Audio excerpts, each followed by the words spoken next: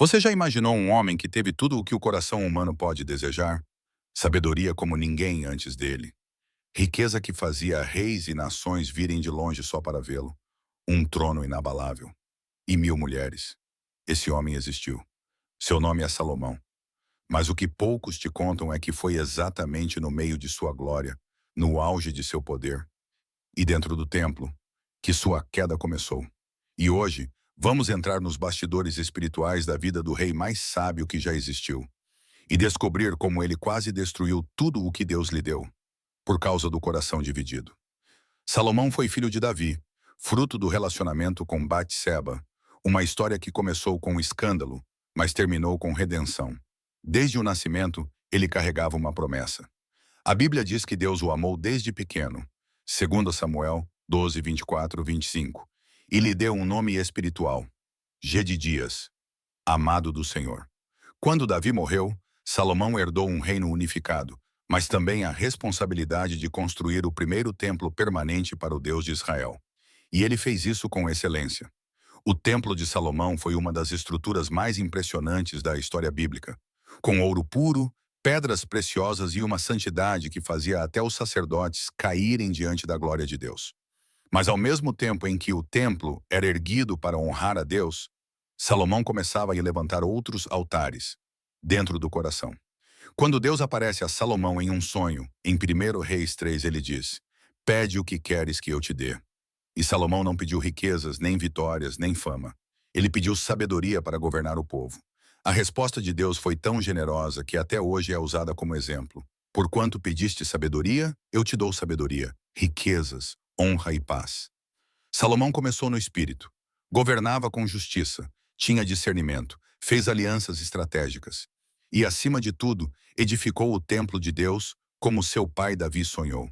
1 Reis 8 descreve a inauguração do templo como um dos momentos mais gloriosos de toda a Bíblia.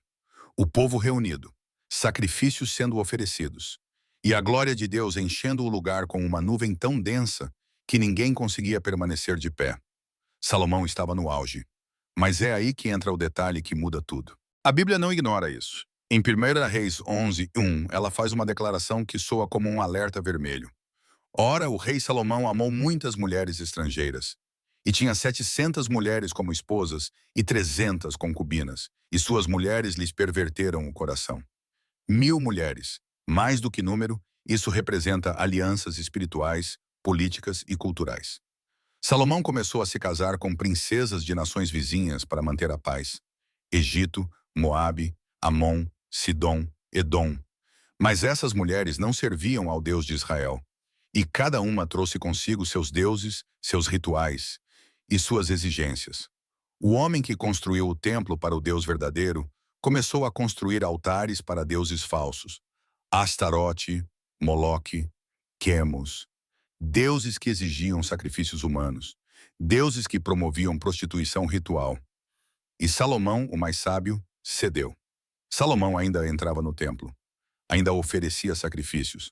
Mas agora também visitava os altares das esposas.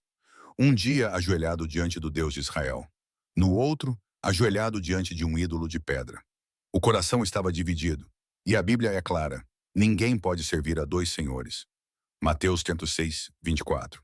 Salomão tentou manter os dois mundos, mas ao fazer isso perdeu a conexão com o céu. A presença que um dia encheu o templo, agora se afastava em silêncio. A voz que um dia falou com ele em sonhos, já não falava mais.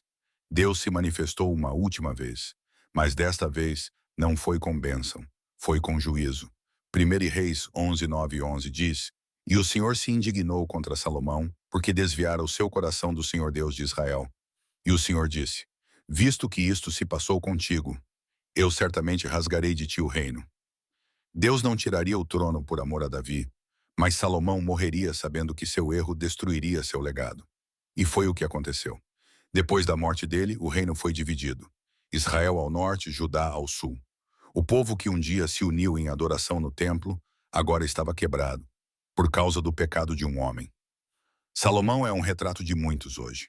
Pessoas que começaram bem, que construíram ministérios, famílias, empresas, que já ouviram a voz de Deus, mas que permitiram que alianças erradas entrassem no coração.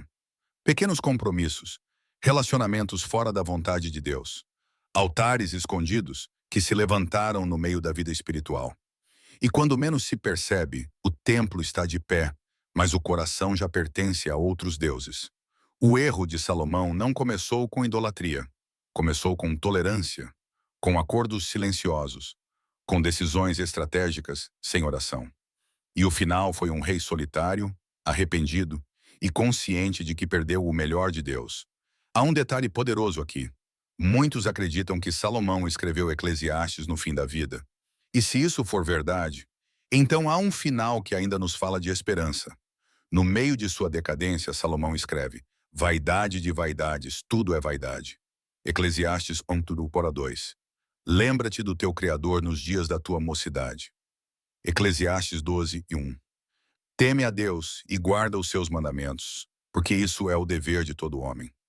Eclesiastes 12:13. É como se o homem que experimentou tudo dissesse: no final, só Deus importa.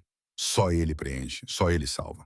Agora me diga, você está construindo um templo para Deus ou está levantando altares escondidos ao lado dele? Talvez ninguém veja, talvez como Salomão, tudo ainda pareça de pé, mas o Espírito Santo vê o coração. E hoje ele te chama: volte ao altar verdadeiro. Derrube os ídolos emocionais, espirituais, sentimentais e reconstrua sua aliança com Deus. Porque o mesmo Deus que disciplinou Salomão é o Deus que restaura, cura e reconduz os corações arrependidos. Se essa palavra falou contigo, comenta ela aqui embaixo. Meu coração é do Senhor.